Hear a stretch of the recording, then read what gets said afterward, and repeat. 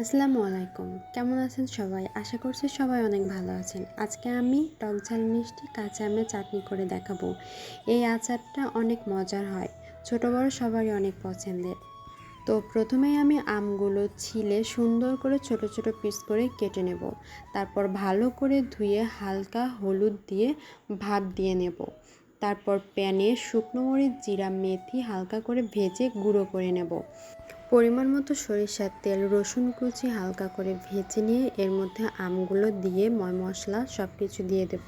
পরিমাণ মতো চিনি দিয়ে আস্তে আস্তে সুন্দর করে আমের সাথে মশলা, চিনি সব কিছু মিক্সড করে এভাবে নাড়াচাড়া করতে হবে।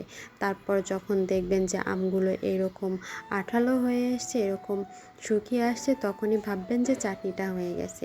এই যে আমার চাটনির এটা হচ্ছে ফাইনাল লুক। আমার চাটনি কেমন হয়েছে সবাই অবশ্যই কমেন্ট করে জানাবেন। সবাই ভালো থাকবেন, সুস্থ থাকবেন। আল্লাহ হাফেজ।